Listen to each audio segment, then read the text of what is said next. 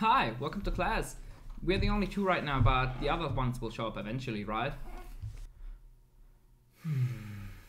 I hate my life. I hate my life. And Professor Sunreis Productions! Hello class, Professor Sunreis here. As every person who tryouts a life does, we are going to take a look at the future instead of just numbing ourselves with shiny things on our smartphones.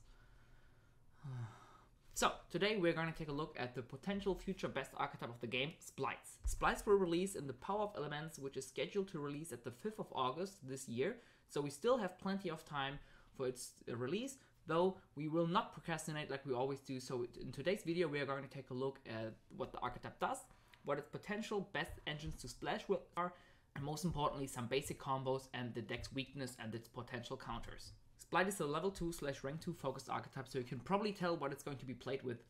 Ribbit. Oh, don't touch me, we're having sex. Ew, what the fuck. Anyways, we are gonna take a look at what every card of the archetype does. The potential spoiler, it's pretty broken. So this is what the potential Splite engine will look, especially in Splite Frogs. This is the engine people are currently using in the OCG, and it just makes sense if you look at the ratios, and once you know what the cards do, it probably just all makes sense. So let's just take a look at all the cards. So first we have the main deck Splite monsters. All of them have the effect if you control a level 2 or link 2 monster, you can special summon them for free out of the hand. As you can see, they're all thunder monsters, but this is not an effect which activates. So Thunder, Dragon, Colossus is free to still come back even with a completely broken archetype like this. So please give us back Colossus, save this meta. Anyways, Splite Blue on special summon, so not only from hand but also from deck. They have few ways to get them out of the deck as well. Searches you a Splite monster. Splite Jet on the other hand searches you a Splite Spell Trap. So you already have 2 cards with 3 summoning conditions which give you a free +1 when summoned. Why? Then next we have Splite Red and Splite Carrot. Splite Red, when your opponent activates a monster effect, quick effect, you contribute 1 other, most importantly other, level 2, rank 2 or link 2 monster, you get the activation, and if you tributed a rank 2 or link 2 monster, you can destroy that monster. So this card can protect your place in your own turn from hand traps, and then your opponent's turn, when you have a rank 2 or link 2 monster on the field, you can have like a crystal ring effect, a gamma effect. Pretty strong, it protects your place and is a really good disruption in the opponent's turn. Carrot does the same as Red, just for spell trap negates, so depending on the format and the matchup, you want to either search Carrot or Red with the engine, and already have 2 free level 2 bodies and 1 monster or spell trap negate. Completely strong, right? Lastly, we have Splite Starter, which is of course searchable by Jet, and the name just makes sense because this just summons a Splite card out of the deck, so you cannot really talk about it without just thinking it's completely absurd. And you can see they're looking like custom cards right now because they're not in Duel book, because they actually feel like custom cards. They are so strong. This does lock you into level 2, rank 2 or link monsters, but you are locking yourself with the XCs anyway, so it doesn't really matter. And like they're strong enough link 2 and rank 2 monsters as a payoff for the deck, so you don't really lock yourself into too much. Like I said, this searches a monster out of, a special summons a monster out of the deck. So blue, search Jet, Jet, search this, and then you can use Starter to search a special summon any of these. So the engine itself already gives you, like I said, 2 bodies and then 1 monster or spell trap negate. And if you hard drew this starter, which you of course want to play at 3 because it's literally a starter, you can also search Splite Smashes, which has multiple effects for like all the new archetypes, the lore archetypes, but most importantly for Splites, it banishes 1 level 2, rank 2 or link 2 monster you control and 1 card your opponent controls. So if you started with starter, you will have a non-targeting banish in the opponent's turn just for free. Completely busted main deck cards, but the extra deck cards will actually be even more busted. Let's take a look at Splite Elf. It needs 2 monsters, a level 2, rank 2 or link monster, link 2 monster included, so it's quite generic, and for this deck it's like nothing to not build. It's super easy to build. Your opponent cannot target monsters this card points to with card effects. That's a pretty good disruption or protection effect for your turn, and most importantly the opponent's turn. So turning off cards like Imperm, Chalice, all of these good cards which could hurt your monster negates or like your monster which are under there, the opponent cannot use them. And most importantly, during the main phase quick effect, you can target a 1 level 2 monster in your graveyard, special summon it, not negating its effect, so in your opponent's in your turn, you can use it to extend your plays, trigger maybe not once per turn swap frog effects, who knows. And most importantly, in your opponent's turn you can use it to summon even stronger monsters, because if your opponent controls the monster at the activation, you can target one rank 2 or link 2 monster instead. So in the opponent's turn you can actually summon the fucking frogs, which we talked about earlier, because of course Totally Awesome sent itself for the negate effect, and then you can just resummon it with elf and actually have 2 toad effects. It's super strong, but it's not even the most broken card in the extra deck. Haha. The most broken card is Gigant Splight. It does have a pretty weird effect for like a doubling attack. Who the fuck cares about that? It does have a neat summoning condition. For this card's XD summon, you can treat a link 2 monster you control as a level 2, which can sometimes come up, but I don't think it comes up for basic combos. It's completely generic. You just need 2 level 2 monsters. What could go wrong, right? And during the main phase, neither player can special summon monsters from the rest of this turn except level 2, rank 2, or link 2 monsters. So for whatever reason, this is a free nip protection for the whole deck, but it's not even that. It doesn't stop there. Also, you can detach 1 material from a monster you control, and if you do, special summon 1 level 2 monster from your deck. No restriction, no effect negation. So this card, for free, just special summons any level 2 in the game out of the deck, not negating its effect. Currently, people are on the Swap Frog, of course. It does have a lot of good interaction and good synergies with the deck, and most importantly, Totally Awesome is the most busted and the strongest payoff level 2, rank 2 deck can get on. But depending on the ban list, of course, you can also summon Dropsies and then just do a full-on Prankets combo with Nip Protection, which is also really strong. You could also summon cards like Hero Kid, which are people speculating on. This is probably like a gimmicky version, but depending on the hits the deck is going to suffer from, Hero Kid could be really good because you get 3 bodies for free out of the deck, but it's like really bricky. People are currently on the Frog archetype, and I can really see myself for that because it's just the biggest payoff you have with like 2 Omni Negates. So this is what the archetype does. It's really strong, like you saw. So let's take a look at what a potential Splite Frog list could look like. So this is the current build I've tested. This is heavily inspired by the OCG topping list, though I have added the emergency teleport because I feel like the deck lacks like generic level 2 extenders, especially one which you can just summon for free on the field. And there's like a cute line where you can go bounce a Gamma you summon of Italy or even of a Hulky Firebrax to actually end on an alive Gamma thanks to the Lambda. So let's just get into the list. Of course, you play the 9 starters for the Splite engine, as it's just 3 bodies and negates. I think the 2 red, 1 carrot is probably correct, as you want like an extra name just for grind reasons, and red is just the more generic and versatile card, as every deck uses monster, but not every deck has like super impactful spell traps, especially in a grind game. It's most of the time better to hit monsters. The 1 smashes, realistically you could maybe play this at 2. It is very bricky, but it's like something you really want to hard draw in like game 2 and 3. Or like have access to, just because in game 2 and 3 your opponent is probably gonna counter all of your monster based negates, but that's something to experiment with in an alive and real meta. 3 Deep Sea Diva, the best starter of the deck. It's a water, so it can be recycled with Totally Awesome to have follow up, and most importantly it just gives you 2 level 2s on the field. We like that. The Frog engine, you play 3 Swap Frog, 1 Dupe and 1 Ronin Totem. The Frog engine is interesting because while they're not really starters, they are really good extenders, especially if you draw like 2 or 3 of the water monsters. And most importantly, the Frog engine needs like a few frogs in rotation to actually be alive and have like maybe 1 or 2 grinds with it, like 1 or 2 extra summons of the Ronin Totem in a grind game. So we're playing 3 Swap as it's just the best, and you can normal it, giving you the most value, or you have the special summon thing going on. 1 Dupe Frog because Totally Awesome summons 1 off the deck, and Dupe Frog gives you battle protection, or at least for 1 attack, because the opponent needs to attack the Dupe Frog first, so they cannot run over Totally Awesome as easily. And Ronin Totem, of course, to resummon it over and over again out of the graveyard. Then you can also play 3 Pot of Prosperity, because the deck doesn't really have any draws you could realistically play. You could theoretically play Desires, but then again, just play Pot of Prosperity. The extra deck is not really that tight. 3 Emergency Teleport. I feel like this is a very strong card. You have like cute synergies with Swap Frog bouncing the Gamma and then building a Lambda. Stuff like that. And most importantly, it's a way to get a level 2 body on the field once the normal summon gets removed, which is like the biggest weakness of the deck, but we'll get to that once we talk about the actual weaknesses. And then you have like 13 to 14 slots for hand traps. These are probably one you will be playing at the moment this will get released, just because Ash is generic. Despia is probably still going to be in the meta, Despia Bandit of course.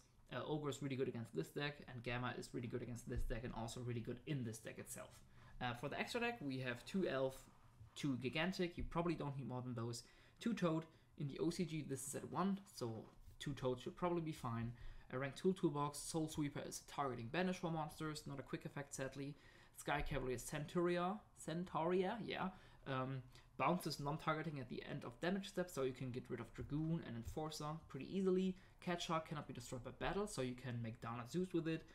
Link 2 Toolbox is also pretty good, as you know. You have Nightmare Phoenix, you have Unhockey Firex, you have Lambda, you have Masquerena, which you could play if you have like a few more slots in the extra deck to go for like Unicorn or Appaloosa on the opponent's turn.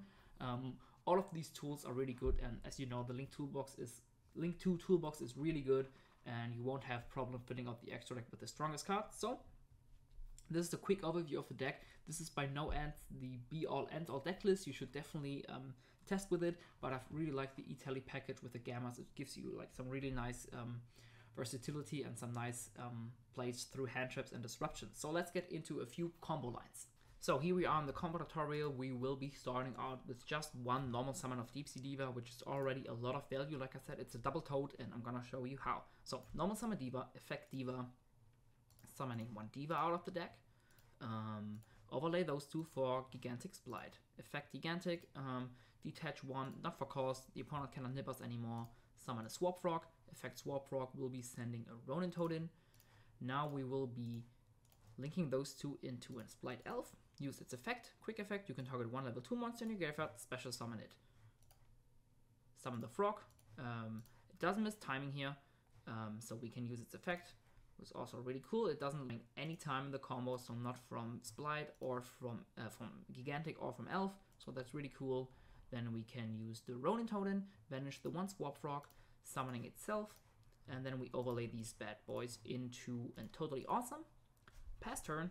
Opponent's standby phase, you use Toad's effect to summon a Dupe Frog out of the deck. So now we have an Omni Negate, which cannot be run over by battle and cannot be targeted. So we use that effect, totally awesome. Negate something, then Toad effect Engrave will give us back a Deep Sea Diva. So we have another normal summon for next turn, which summons 2 out of level 2 out of the deck. And then we can use Blight effect if the opponent controls a monster to summon out another Toad, and then we have another Negate. That's 1 monster which recycles itself and then gives you 2 Omni Negates. There's also a reason why you definitely need to play 3 Deep Sea Diva. The deck is then high on normal summons pretty much, but you just want the 3rd Diva for follow-up, because then you can use Diva to summon the 3rd Diva out of the deck, which is really good. So that's just 1 Diva. Let's see what 1 Diva plus Splite engine does. Here we are at the Deep Sea Diva plus Splite combo. Of course, we start out with the Diva effect to special summon a Diva out of the deck. Now we use the blue, special summon itself, search out the Jet. We do this because we have no real downside of it. Now we use the 1 Diva and the 1 blue to go into a Splite. We would of course have 2 materials on here, we don't care about that now. We detach 1, it doesn't really matter what we do here. To detach, to summon out the Swap Frog out of the deck. The opponent cannot nip us here anymore, so we are basically chilling here. The effect Swap Frog will be sending out a Ronin Totem. Now we use the Gigantic and the Diva to actually go into an Unhockey Firex. Effect Unhockey Firex will be summoning out the Gamma out of the deck. We can use Swap Frog to bounce that back. Now we use the Jet, summon itself, to search out a starter. So we add the starter. Now we go for a new line. We go Hulky Firex and Swap Frog into Splite Elf. Effect Splite Elf to summon back the Swap Frog. Effect Swap Frog to send another Swap Frog from the deck to the graveyard. Now we use the Ronin Totem to banish the Swap Frog, summon itself out. We overlay for a Toad. And then lastly, we use the Splite starter to summon a red or a carrot, but it doesn't really matter, to go into a Lambda. And this is the end board. Of course, in the standby phase, in the opponent's standby phase, we use the totally awesome to summon the Dupe Frog. This might seem a little convoluted to do it this way because Splight Red is also just a monster negate, right? So why go for the Gamma line? Well, most importantly, this is like not the end or be all combo. I just wanted to showcase it to you guys that you can bounce Gamma and build a Lambda with the deck because of Swap Frog, of course. But this is also really cool because the Gamma actually saves us a few more resources than the red does. So if we summon the Gamma and Driver out of the deck in hand, we actually don't need to use the red to tribute something, which in most cases will probably be the elf. So we can keep the elf on the board. So in the opponent's in our turn again, we can just immediately summon something out of our graveyard, giving us way more resources. And if you do have that one extra body, you can of course always stick one red or one carrot on the field. So this is like a really cool line, and just wanted to showcase you guys the way the deck can use Gamma very effectively. And I think this reminds me of like Time Thief Lunalight plays. I really like decks which utilize Gamma and Lambda not only as a hand trap but also as a disruption in their own turn. So here we are back at the overview, and we are gonna take a look at a few of the deck's weaknesses and maybe even ways to play around set weaknesses. So of course the most crucial part of any Splite combo is going to be Gigantic Splite, and as you can see in its effect, you actually need to detach for the effect to resolve. So a card like Ogre on the effect of Splite is going to be really strong, not only effectively negating the effect, because the effect will resolve without effect. I think it's what that's called. It will basically fizzle, even though people don't, or like judges don't like the word. It makes perfectly sense for me. But it most importantly gets rid of the gigantic body itself, so your opponent cannot really extend into more stuff like an elf or whatever the opponent would want to extend with that. Also, a Gamma on the opponent's normal summon, probably a Diva or anything, is going to be really strong, and also just a Gamma on the Splite itself, because getting rid of bodies is really strong as the deck struggles to get level 2 bodies on the field without the normal summon. So if you remove the normal summon, the deck is going to struggle really hard.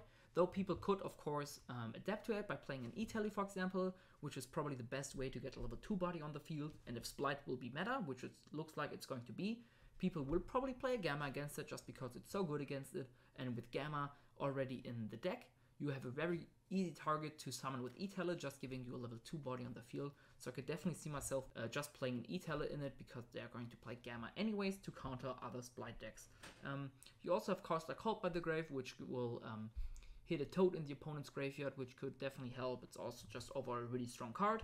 You have cards like Alpha and Pranketops, and in general cards which interact with monster negates, cards like Dark Ruler and Droplets, which are all really strong against the deck, because the deck struggles meaningful back row disruption. The only thing you will have is Splite Smashes, and you need to have a lot of value in your hand anyways, and it's most importantly just something which you probably search if you already have a big amount of Splite cards in your hand. So you probably will need to have 2 Splite cards in your hand, so either one of the starters and then one of the payoffs, and then you can maybe search the Smashes with the Splite, with the Jet. So it's not something you will have in every hand, so it's really strong to just have monster disruption in the opponent's turn. Like I said, cards like Pranketops, Alpha, whatever, are really good.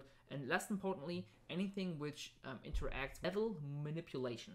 Cards like Mischief of the Gnomes. Any deck which builds Beatrice in its opponent in the main combo, maybe Brave Virtual if it's still alive until that point, can just send a Mischief of the Gnomes, or Trap decks can search this with Trap Trick, and you cannot play it all under this card. It's like a complete hard counter. It's on the level of a Dimension Barrier or stuff like that. So these are some really key weaknesses the deck has. While I still think it's going to be very strong, the weakness of the normal summon eating a Gamma, and at that point it's really hard to extend of that. You would need to have an E-Tele and then like Splite Engine, or you need to have like Deep Sea Diva, and a Swap Frog to realistically extend at this point.